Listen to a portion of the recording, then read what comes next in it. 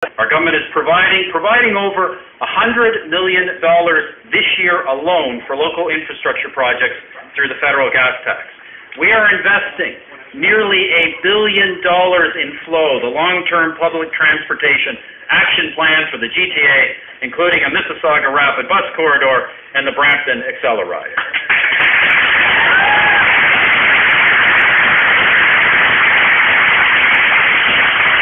We're supporting cultural institutions like Toronto's famous world-renowned film festival, as well as the Golden Horseshoe's bid for the 2015 Pan Am Games.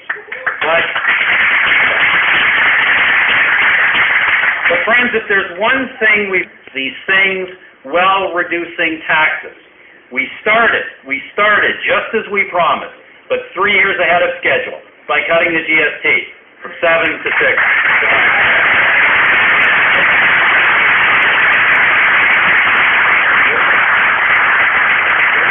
Of course, the GST isn't the only tax we've cut. We've dropped the lowest income tax bracket, raised the basic personal exemption. We brought in important income tax credits for transit passes, tools, textbooks, kids' sports. In fact, we brought in tax credits for all dependent children, as well as the $100 a month allowance paid to every single family for every single preschool child.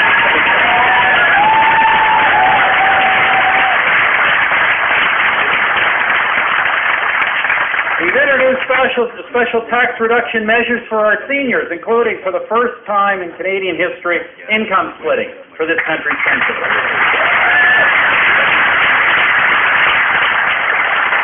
And here's a number for you. Do you know that thanks to the measures we have brought in, the average working family in Canada is now paying over $3,000 less per year in federal taxes since we took office.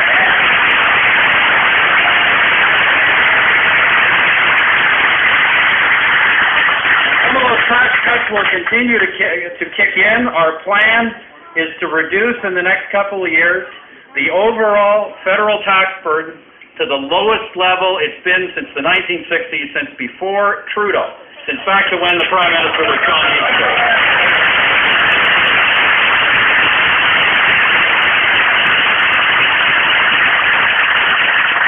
And friends, because of these tax cuts, the real disposable income, the after-inflation, after-tax income of real families continues to rise in this country. And we are going to keep it rising with the innovative new tax-free savings account. The tax-free savings account is the biggest personal savings incentive since the creation of the RRSP half a century ago. Beginning January 1st, you will be able to pay into these plans.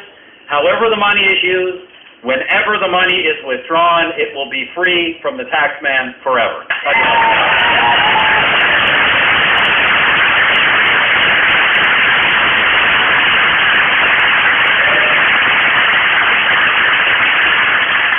Friends, these are important gains for Canadians, but I want you to remember this, and I want you to remind your friends, your family, your colleagues, your neighbors of it. When we introduced these tax cuts, the opposition parties stood against them. They stood against, and they even voted against every single tax reduction measure that this government has brought in. Cutting the GST, the Liberals were against it. Tax relief for families with children, they were against it. Tax relief for small businesses, they voted against it. Income splitting and every single measure to help senior citizens, they opposed those too. The list goes on and on and on. Now I tell you this because the Liberals are running around the country trying to tell people that if they were elected, they would cut some taxes. Friends, it goes against everything they have done in this Parliament. It goes against everything they believe in. There is only one way to cut taxes and keep them down and to keep taxes going down, and that is to keep this Conservative government in office.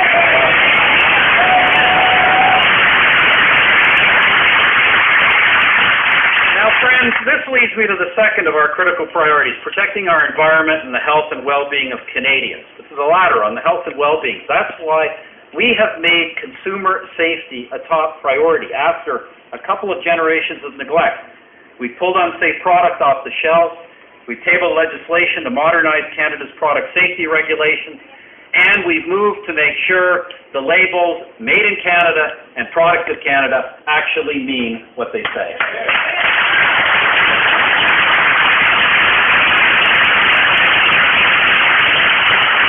And on the environment, we should not be shy about this. For the first time in a decade and a half, this country actually has an environmental policy.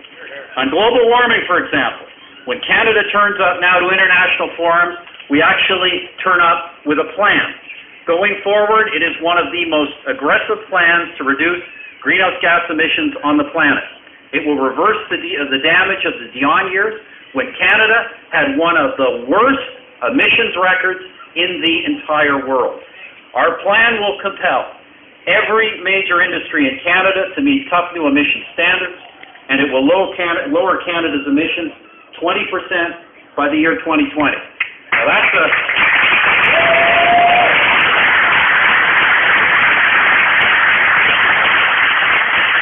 that's a real target. The same cannot be said for the alternative. Friends, Stéphane Dion's carbon tax doesn't even set a target for emissions reductions. Why not? Why not?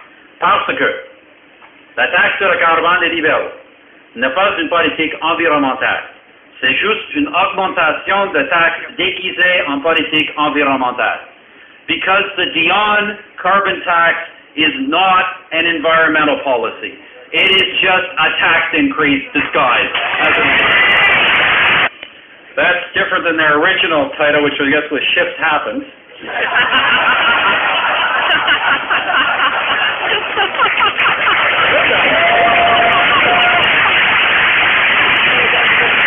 That was actually reported. I didn't make that one up. It will shift taxes, all right, friends. It will shift taxes out of your pocket and into the federal government. It will drive up the cost of everything: transportation, groceries, electricity, heating fuel, even propane for our barbecues. It will stop the economic progress of the middle class dead in its tracks, and it will make the cost of living unbearable for fixed-income seniors and low-income families. Friends, told our members this everywhere. This carbon tax has been the hidden agenda of the Liberal Party for years. Now that it is out in the open, we have got to fight it with everything we have. Simply put, we cannot let the Liberals take this country back to the tax and spend policies of the past. We cannot let them pit region against region. We cannot let them tell Canadians to freeze in the dark. The green ship is a green shaft. We will never let it happen to this country. Never. One of our priorities is really the cornerstones of all successful society: strong families and safe communities to raise them in. That's why our government has made cracking down on crime a major priority. Canadians have been growing more fearful for the safety of their families and their neighborhoods. What we are trying to do, friends, is to overhaul a system that has been going in the wrong direction for over 3 decades. Because we as conservatives understand that the purpose of a criminal justice system, the central purpose of a criminal justice system, is not the welfare of the criminal. It is the protection of law-abiding families.